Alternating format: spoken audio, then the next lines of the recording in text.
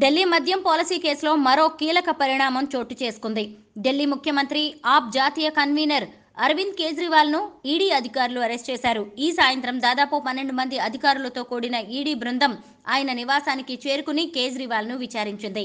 ఆ తర్వాత ఉద్రిక్త పరిస్థితుల మధ్య ఆయనను అదుపులోకి తీసుకుంది.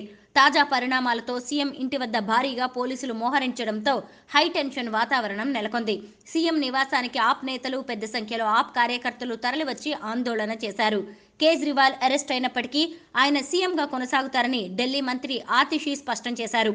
లోక్సభ ఎన్నికలకు ముందు కేజ్రీవాల్ అరెస్టు పెద్ద కుట్రేనని ఎంపీ రాఘవ్ చెద్దా అన్నారు. మద్యం పాలసీకి సంబంధించిన మనీ లాండరింగ్ కేసులో విచారణకు రావాలని ఇప్పటికే ఈడీ 9 సార్లు సమన్లు ఇచ్చినా కేజ్రీవాల్ హాజరయ్యేందుకు నిరాకరించిన విషయం తెలిసిందే. ఈ కేసులో కేజ్రీవాల్ కు ఢిల్లీ హైకోర్టులో ఈ రోజు ఊరట లభించలేదు. అరెస్టు నుంచి మినహాయింపు ఇచ్చేందుకు ఉన్నత న్యాయస్థానం నిరాకరించింది. ప్రస్తుతం ఈ కేసు పురోగతి దృష్ట్యా ఇందులో తాము జోక్యం చేసుకోలేమని చెప్పిన గంటల వ్యవధిలోనే ఈడీ అధికారులు ఆయన ఇంటికి చేరుకుని అదుపులోకి తీసుకున్నారు. ఇదిలా ఉండగా ఈ అంశంపై కేజ్రీవాల్ సుప్రీంకోర్టును ఆశ్రయించారు. మద్యం విధానం కేసులో మధ్యంతర ఉపశమనం కల్పిస్తూ ఆదేశాలిచ్చేందుకు ఢిల్లీ హైకోర్టు నిరాకరించడాన్ని ఆయన లాయర్లు సర్వోన్నత న్యాయస్థానంలో సవాల్ చేశారు.